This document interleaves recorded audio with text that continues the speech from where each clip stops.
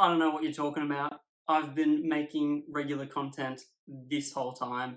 We're just going to roll with it. This isn't random or slightly awkward to just jump straight into a video like this. That's how it's being done. So, question time. What even is that? Basically, the question alternates between Liberal and Labor. Sometimes you get an independent, like a cheeky Adam Bant, sneaking in between. But anyway, generally the questions alternate. In the process of putting together this video, I've kind of seen through a couple of the tactics that are at play. You've got the opposition, in this case it's Labor, and they just have a common theme that all their questions revolve around, and they basically ask the same question 50 different times in different ways, just to kind of pry at an issue that they reckon might make the government of the day sting. And then you've got the actual government and their questions. So the questions that they ask, they're obviously prepared beforehand, and they're just like, oh, tell us about how good we're doing at this, right? And then the guy just talks for ages about how good we're doing at that. And then, oh, tell us about this other thing that we're doing really good, mate. And then he goes on about how he's doing that thing real good. And yeah, it's just back and forth like that. But we're just gonna review question time. Maybe this will become a regular thing. Who knows? We'll see. We're gonna start with the first question time this year. This was on the 8th of February, so a little while back. Some things have happened since then. Let's just jump straight into it. So first question, kicking it off, we had our good friend Balbanese. I'll track the question up on the screen now. Questions without notice. The Leader of the Opposition. Thanks, Mr Speaker. My question is to the Prime Minister. Since the beginning of the year, at least 622 aged care residents have died of COVID, more than double the number of deaths in the whole of last year. It's only the 8th of February. Will the Prime Minister admit responsibility for this crisis? So yeah, bit of a doozy. ScoMo, how's he going to deal with this? Well, first up, basically just completely palms off the question and is like, oh, COVID's been real hard. Prime Minister. Thank you, Mr Speaker. The pandemic takes a heavy toll in this country, as it has, Mr Speaker, over the course of this pandemic. And Mr Speaker, since the beginning of this year, it is true that in aged care facilities, 587 people, as at the 7th of February, had died with COVID. Mr Speaker, I note also that since the 1st of January of this year, up until the 28th of January, some 4,141 people who are in aged care have passed away. Just slides in the fact that there's been more deaths in general than there have been deaths related to COVID, as if that's not just necessary. Like, not every death's going to be because of COVID, so of course there's going to be more that aren't. Duh. He then restates the pandemic's been so tough. It has been an incredibly... Member for Hotham. It has been an incredibly tough time for those who have been working in those facilities, Mr Speaker, with the onset of Omicron, and it has been incredibly tough for those families who have had to say goodbye to loved ones over that period of time. And then the rest of the question was literally just soaking up time with lots of "we're going to keep doing everything we can" statements. And Mr Speaker, at every occasion throughout the course of this pandemic, we have sought to provide every single support we possibly can. Mr Speaker, our government will continue to do everything we can. Mr Speaker, we will continue to apply every effort, working with state and territory governments all around the country to provide every support we can through this pandemic. You can actually see him at the end, kind of looking past the camera and up at the clock on the wall, and he's like, oh, am I gonna hit the 3-minute mark? And so we move on to the next question, which this time it's from the government. So bit of preparation going into this one, clearly. Anyway, take a look. Where Australia has one of the lowest fatality rates in the world. The Prime Minister's time has expired, and I give the call to the member for Robertson. Thank you, Mr Speaker, and my question is to the Prime Minister. In an uncertain global environment, it's crucial that decisions for our country's future are grounded in clear and consistent values and principles. Will the Prime Minister inform the House how the Morrison government's National Economic Plan is strengthening our economy for a stronger future? The Prime Minister has the call. Thank you, Mr Speaker, and I thank the member for Robertson for a question, and I thank you the member for Robertson for your great work over the summer, leading the inquiry into the social media bill, which is designed to stand up to trolls and big tech companies, Mr Speaker, and I thank Speaker. I don't know why those opposites are interjecting on me commending a member who was doing that work, Mr Speaker. Those opposites can explain themselves at another time. The Prime Minister will resume his seat. Yeah, so he didn't really get too far into the question. I guess people were already kind of rowdy by how pathetic his answer to the previous one was. So there's a lot of interjection going on. Whoever made that unparliamentary comment, I didn't see who it was. I'd ask them to withdraw it.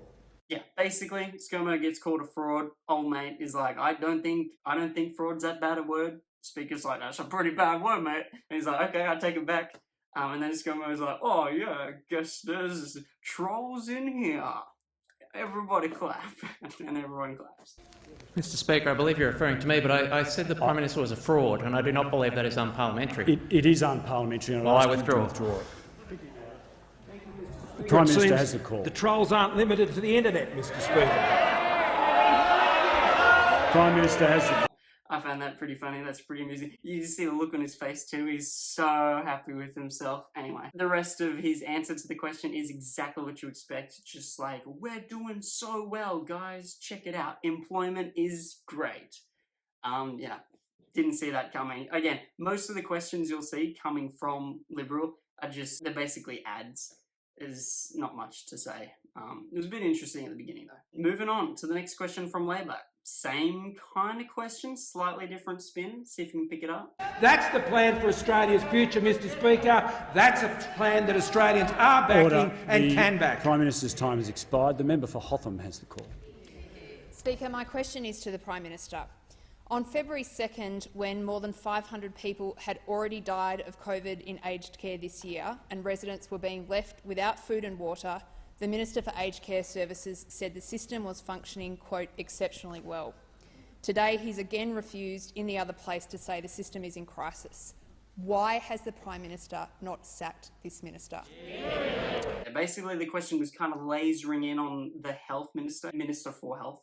He had a lot on his plate at this point, it seems. Anyway, ScoMo starts the answer. And basically, he doesn't say much. He just talks about how it's worse in Canada. So what have you got to complain about? It's worse somewhere else, so you should actually be happy. The Prime Minister has the call. Mr Speaker, I'll ask the Minister for Aged Care to add to my answer. Mr Speaker, as I remarked in response to the earlier question today, and Mr Speaker, while international comparisons I know provide no comfort to those who have lost loved ones, we do know that the outbreaks, Mr Speaker, in Canada, for example, are around 13 times greater than what we see in this country.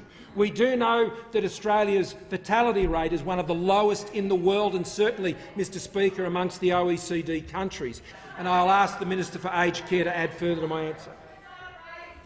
The Minister for Health, the member for Cooper.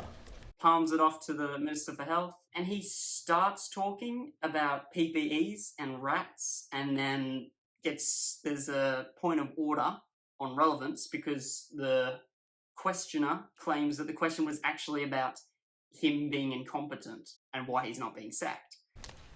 Minister for Health has the call. Thank you very much, Mr Speaker, and I do recognise that this has been a very challenging time for many people. We've been working very closely with our aged care facilities and have dispatched over 48 million units of PPE in 2022 alone. That includes a total now of 10.9 million rapid antigen tests to aged care facilities, which commenced in August of last year and has included over 6.7 million The Minister for this Health year. will resume his seat. Point of order. The Prime Minister and the Minister have now had 2 minutes to go to the point of this question, and that is about the incompetence of the Minister for Aged Care Services. Could they please address that key part of the question? Well, the question was directed at, in effect, the state of the aged care sector, and the Minister for Health is being directly relevant. The Minister for Health has the call.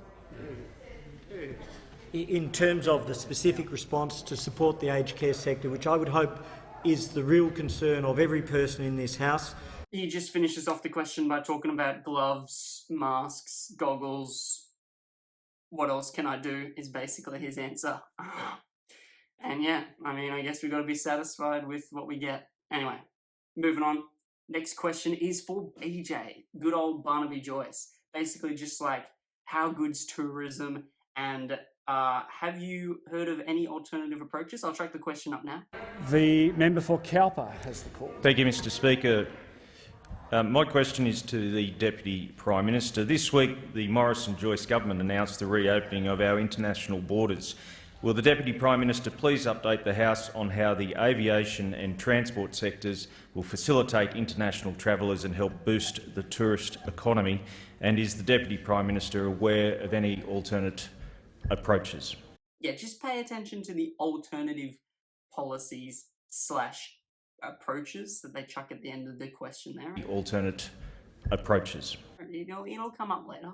Anyway, Barnaby kicks off. He just congratulates the Queen for some reason. Queen's been in power for 70 years or something like that. It's like, yeah, nice job. Mr Speaker, I thank the honourable member for his question, and also briefly would also like to acknowledge the great service of Her Majesty Queen Elizabeth II as both in her service to the Commonwealth and her example to the world on the dignity of high office. And his question is pretty lacklustre, to be honest. Doesn't really say much, just talks about how Qantas is patting us on the back, Virgin's patting us on the back, so I guess we're doing okay.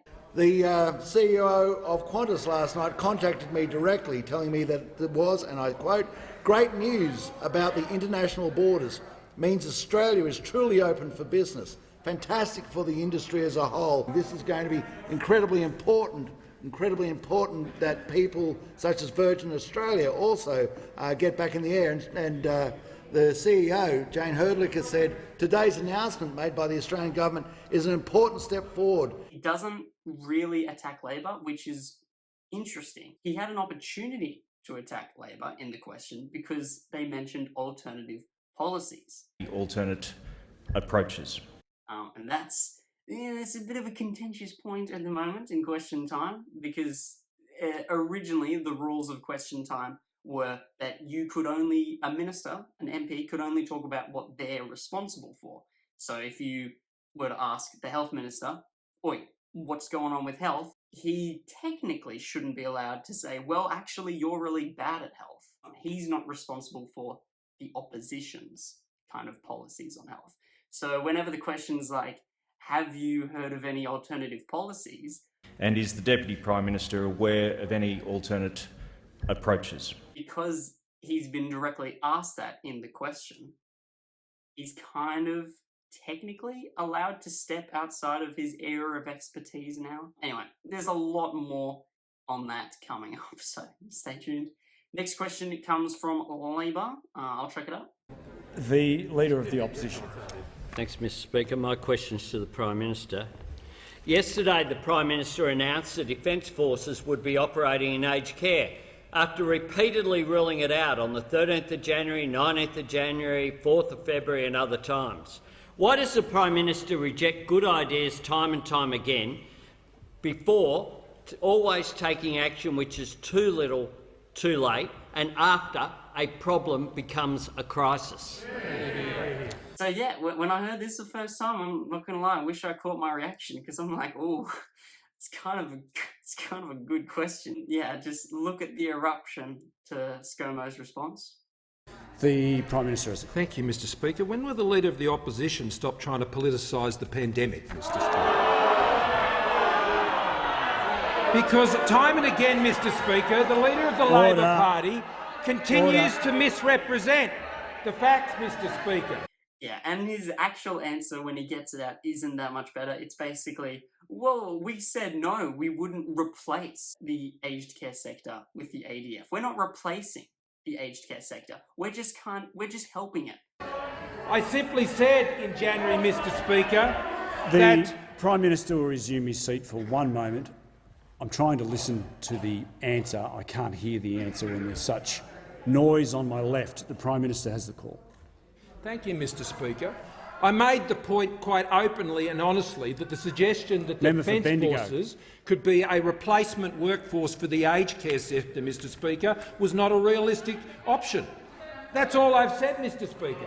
And that is not, Mr Speaker, what the government has now done.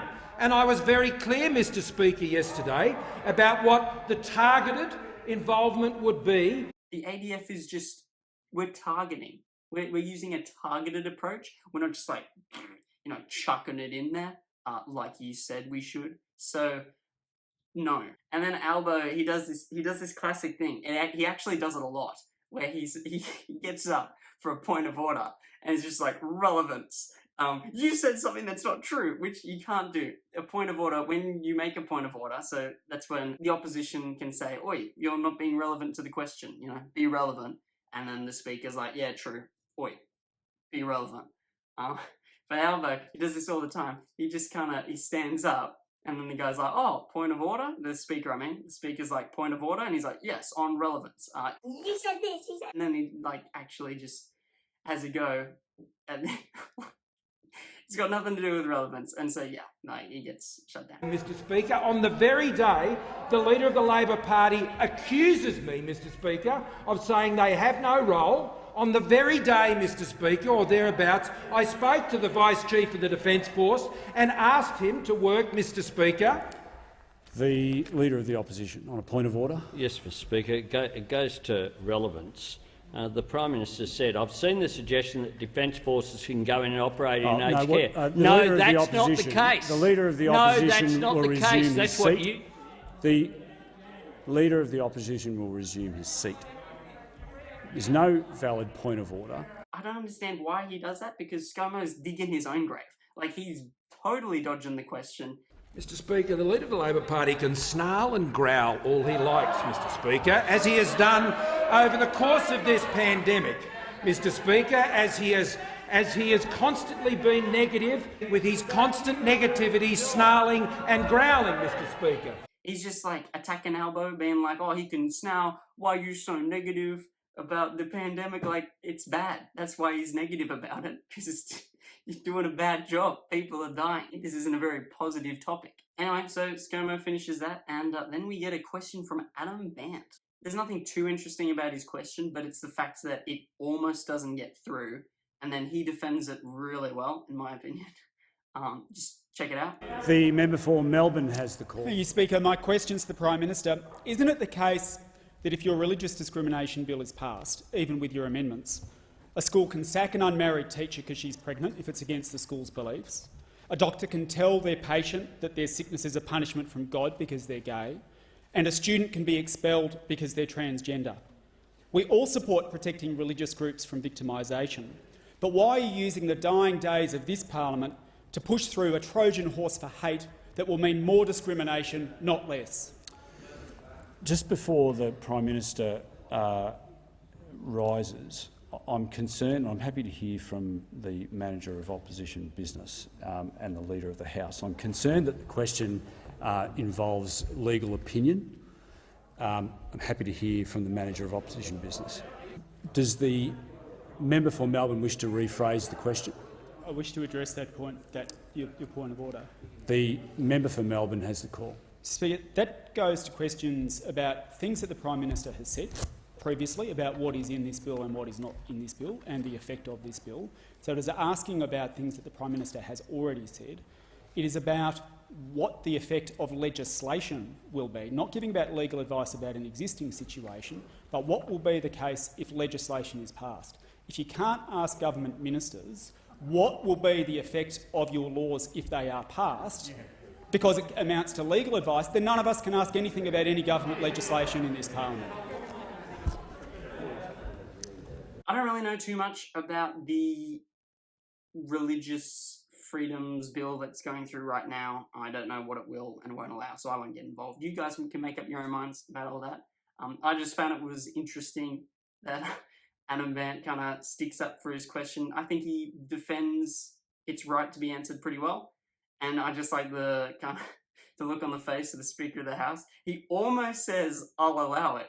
But he's like, I don't even have the right to allow it. It is allowed in and of itself. It'd be pretentious for him to say, I'll allow it, so he catches himself, luckily. None of us can ask anything about any government legislation in this parliament. The Prime Minister, I accept the explanation of the member for Melbourne. Then we get another question from the Liberals. Another ad. Check it out. I give the call to the member for Lindsay. Thank you, Mr Speaker. My question is to the Treasurer. Will the Treasurer remind the House how the Morrison government's strong and principled economic management is driving unemployment to its lowest level in 13 years, and how we plan to generate even more jobs for Australian families and businesses into the future? Is the Treasurer aware of any alternative policies? So yeah, basically unemployment, jobs and growth. How good are we, you know? Frydenberg's answer. It starts off typical, uninteresting, just record unemployment, record growth, lots of students getting jobs. How good is that? Check it out. The unemployment rate at 4.2% is at a 13-year low and on track to a 50-year low, Mr Speaker. There are a record number of Australians in a trade apprenticeship, and there are 1.7 million more Australians in work today than when Labor was last in office. Our economic plan is working, investing in skills, lower taxes, Member for Corangamite, infrastructure, the digital economy and manufacturing, Mr Speaker.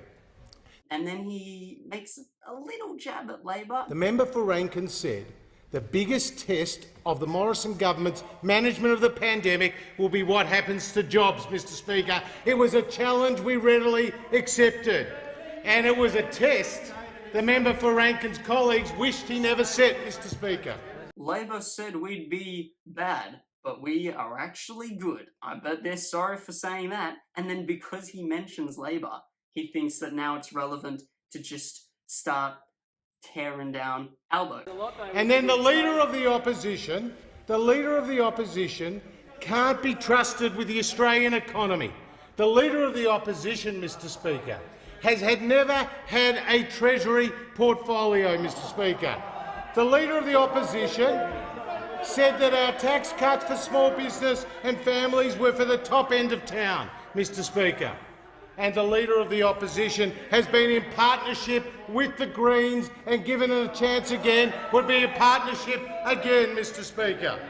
And the Leader of the Opposition, as a product of the unions, is too weak. The Treasurer will resume his seat. The Manager of Opposition Business on a point of order. Cleverly, he's talking about jobs and growth, mentions the word Labor, and then because you're now thinking about Labor, your mind doesn't have to go too far to think about Albo, and then it doesn't have to go too far to think about the unions, and then it doesn't have to go too far to think about, oh yeah, Labor and the Greens, scary. So yeah, obviously, point of order, relevance.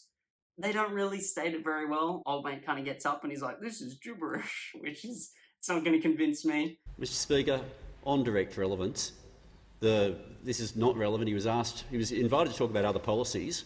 This isn't a policy. This is just gibberish. Yeah. Manager of Opposition Business will resume his seat. The Treasurer is being directly relevant to the question.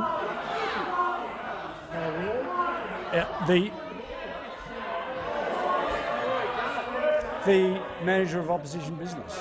Point of order. So that we understand your ruling, Mr Speaker, does this mean that if a question asks for alternative policies, any character assessment can be given, any political rant can be given, anything at all can now be said? Is that the new standard for this chamber? Because it's not a policy approach. The Manager of Opposition Business will resume his seat. The member for Shortland will leave under 94A. The Leader of the House. That was a very good ruling, Mr Speaker, I might say. Simp, massive simp.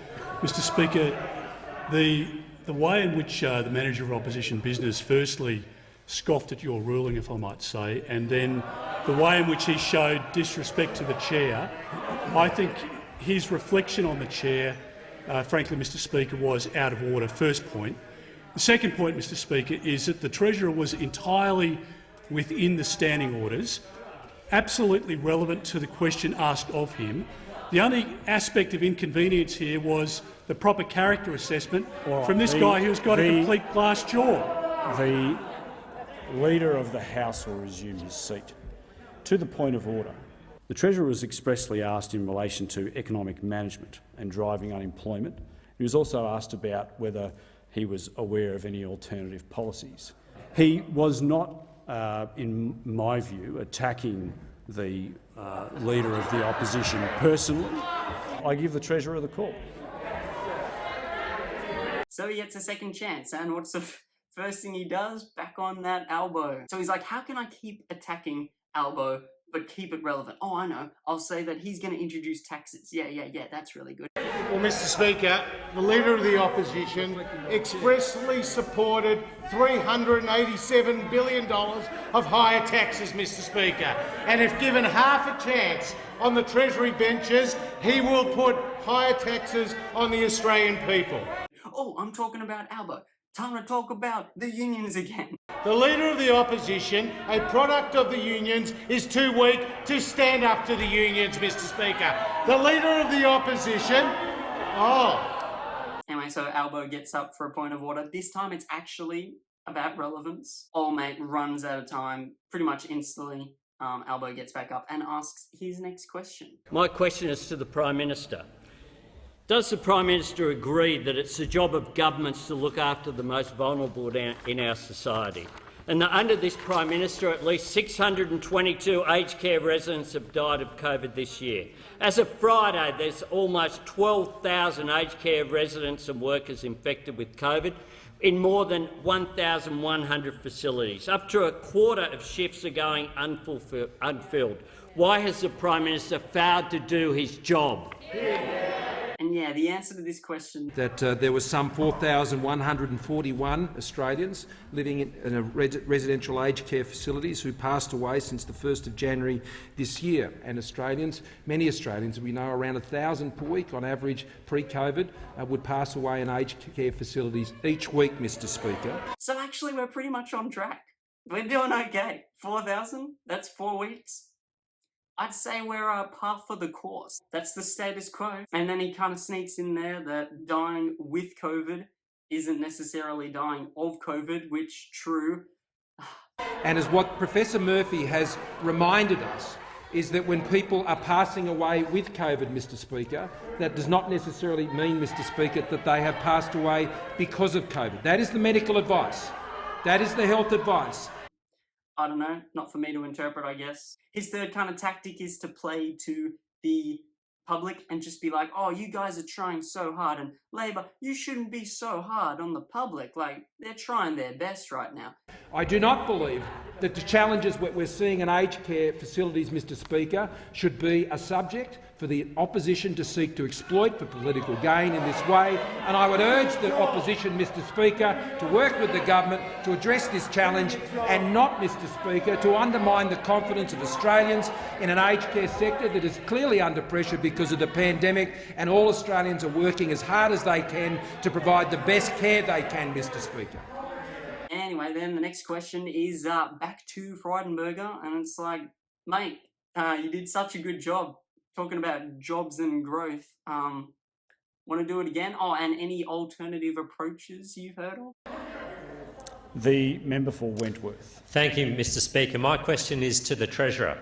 How is the Morrison government's long history of cutting taxes helping Australian families and businesses keep more of what they earn? How are our values of keeping taxes low securing our economic recovery? And is the Treasurer aware of any alternative approaches? The Treasurer, the Manager of Opposition Business, on a point of order in relation to the question. Yeah, anyway, so Manager of Opposition Business gets up and B's all like, technically we're only allowed to answer questions about policies that relate to our duties. Now it's kind of like alternative policies. We can kind of talk about policies of the opposition. And now the word approaches is coming in. That takes it even a step further. Like, what can you not talk about when you're asked about alternative approaches? You don't even have to talk about policy anymore. You can talk about anything. Yeah, I'll chuck that up. You've previously made a ruling about alternative policies being allowed to be asked about, but it hasn't been raised at the end of a question before as to what your ruling is on alternative approaches where it doesn't go to policies. This question, if I may put it, Standing orders are quite clear that ministers can be asked about their area of responsibility. You have allowed that to be extended to policies that are not within their responsibility. To allow that tag and for it to go to approaches beyond policy takes it completely beyond the responsibility of the minister, outside practice and outside standing orders. And yeah, the Leader of the House is basically like, oh, actually, you've asked me about this before, and I'm just going to go with what I said then. I thank the Manager of Opposition Business for the point of order. I'm happy to stand corrected on this, but from memory, you raised that on day one in relation to policies and approaches. I'm happy to have that debate with you on another day, but that's my recollection that you raised both those issues on day one of me taking the chair. In my view, the question remains within the standing orders, and I'm happy to, I'll rule that the question is valid and the Treasurer has the call. Very much, Mr. And so basically, Frydenberger just gets full reign to go ham. Instead of really talking about jobs and growth, he just mentions every tax under the sun that Albo could bring in. And then he mentions death duties, and then old mate's like, yeah, nah, not having that. Speaker, and I thank the member for Wentworth for his question. I had the opportunity to join him recently in his electorate to visit a small business to see how they had benefited from JobKeeper and now their doors are open and they're continuing to employ a significant number of staff. Now, Mr. Speaker, when the coalition came to government, we took over from a Labor Party that had put in place more than $90 billion in higher taxes. And we remember the carbon tax, the mining tax, higher taxes on superannuation, higher taxes on income earners. And since we've come to government, we've been cutting taxes. But we can't put our economic recovery at risk with a Leader of the Opposition, a Leader of the Labor Party, who believes in higher taxes, Mr. Speaker. Mr. Speaker, the Leader of the Opposition went to the last election supporting a retirees tax, a housing tax, more taxes on superannuation, more taxes on income earners, and a tax on family business. And you know what the Leader of the Opposition said about those taxes? That Labor had a, quote, strong mandate for them, Mr. Speaker, a strong mandate. And he supported the carbon tax, Mr. Speaker, and he said he was determined to get on with it. And he supported the mining tax, and he said that the mining companies should pay for it. That was his language, Mr. Speaker, language he can't walk away from.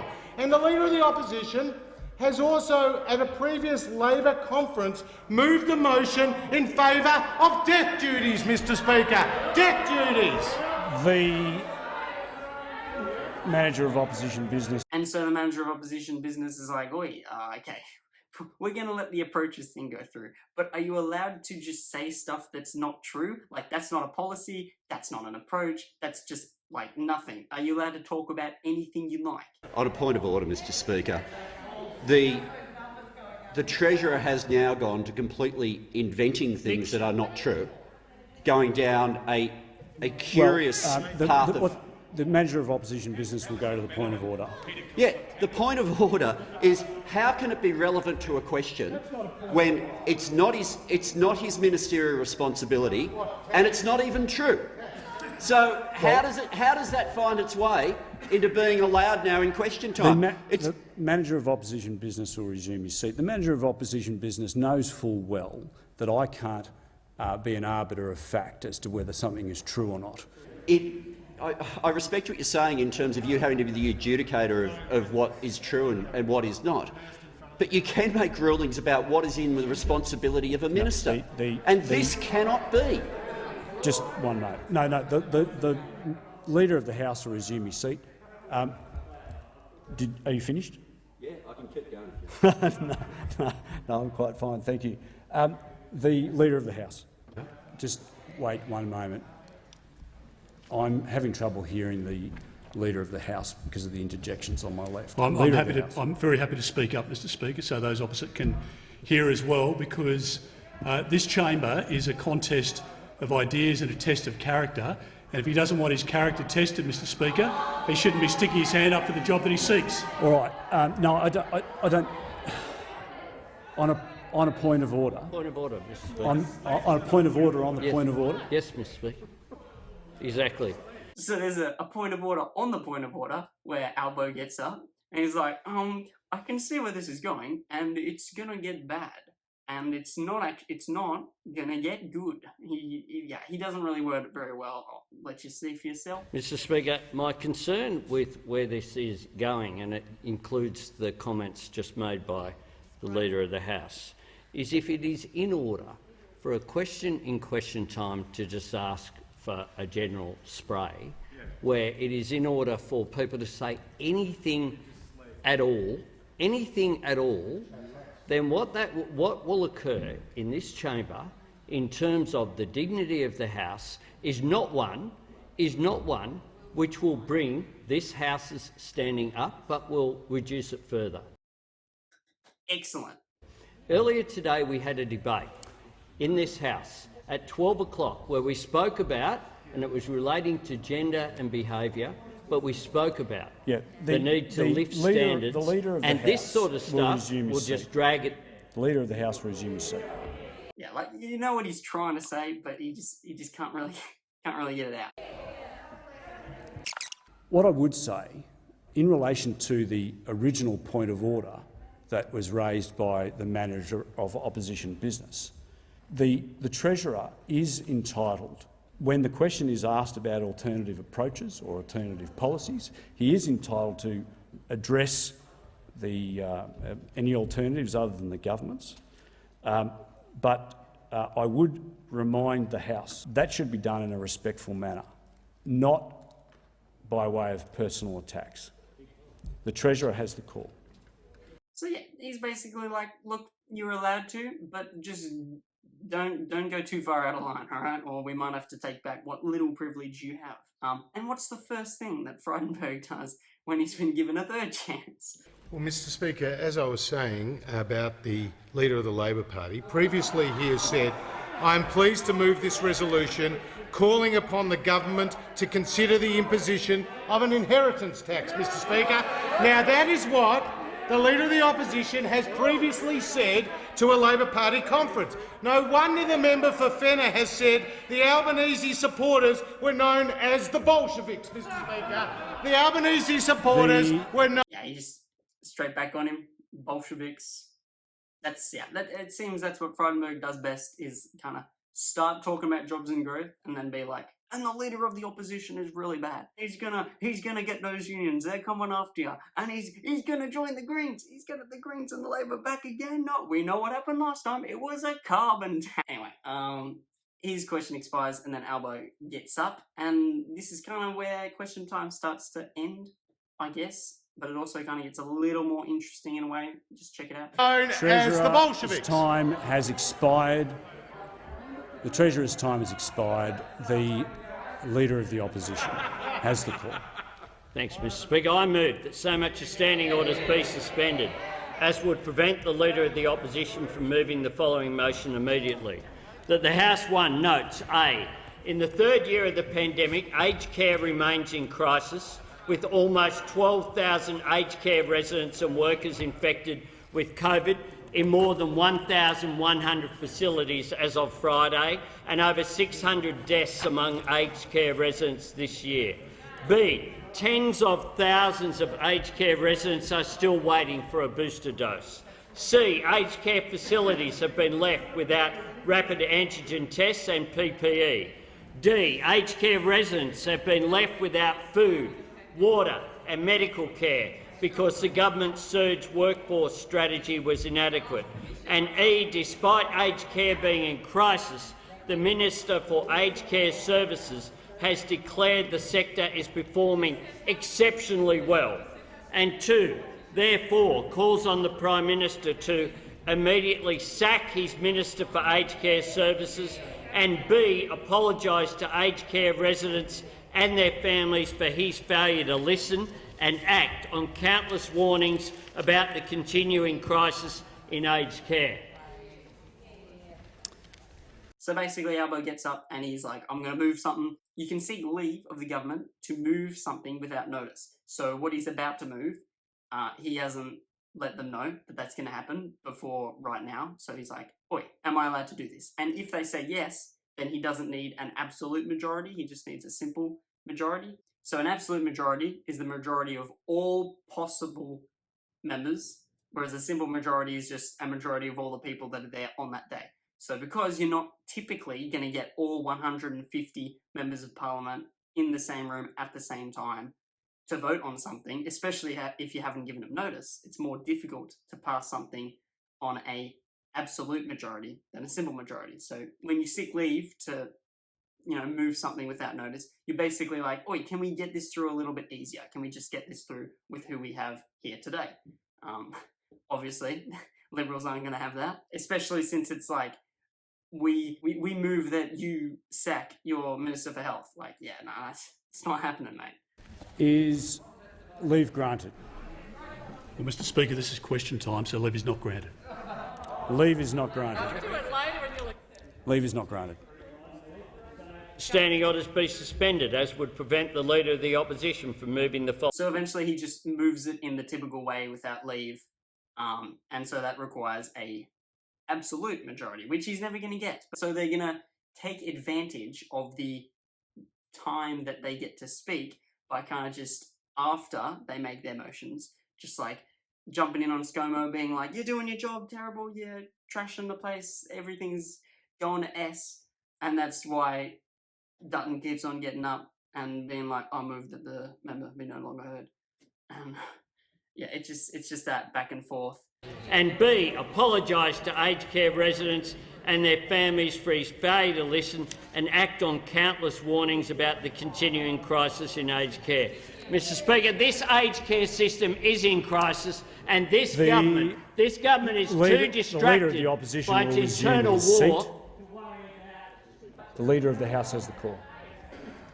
No, I didn't. Mr Speaker, I move the member be no longer heard. The question is that the Leader of the Opposition be no longer heard. All those of that opinion say aye. The contrary, no. I think the ayes have it. Noes have it. Is a division required? Ring the bells for 4 minutes.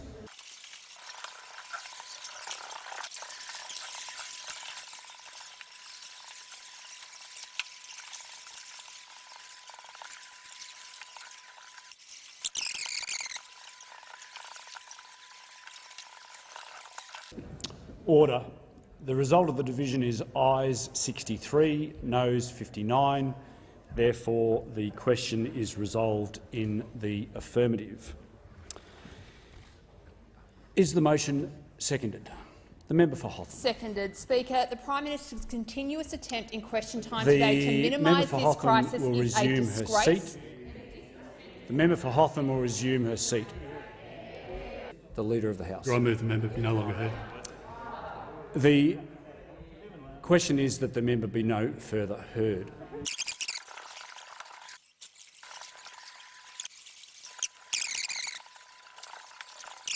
The Manager of Opposition Business. Thank you, Mr Speaker.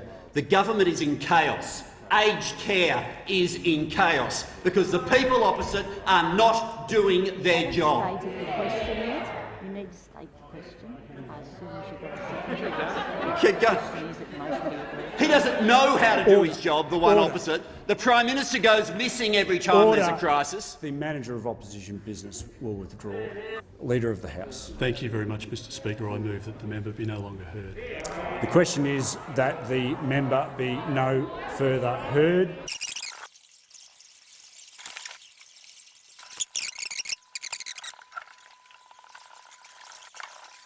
The question now is that the motion be disagreed to. The member for Franklin has the call. Thank you, Mr Speaker. If this Prime Minister and the Minister had done their job, thousands of residents in aged care would be being... The Leader of the House. Thank you very much, Mr Speaker. Now that they've run out of time for question time, I move the question be put. The question is that the motion is the question be put. And surprise, surprise, the movement doesn't get moved because as if Liberal is going to be like, yeah, that's cool. We're going to admit that we did something wrong. No, they're not. So it's, again, just a political mechanism for them to have more time to kind of get in little sentences like the government's fighting with itself. It's not representing the people and stuff like that. The Prime Minister. Thank you, Mr Speaker. I ask that further questions be placed on the notice paper. When ScoMo says I ask that all other questions be put on notice, that's basically the official way of saying question time's over. They can do that whenever they like. Typically, it's not clever to do that before you've had at least an hour, because then everyone's going to be like, oh, what have you got to hide? How dare you end question time before an hour? But yeah, these things can stretch for much longer than an hour. And Dutton just, at the very end, sneaks in tit for tat. Someone said something unparliamentary. I asked that they withdraw it. Mr Speaker, earlier in question time, just before this debate, there was an unparliamentary remark made by the member for McMahon. I'd ask you to ask him to withdraw it. I withdraw. Thank the member for McMahon. The Leader of the House. Very gracious. Don't know what was said. Old mate withdraws it.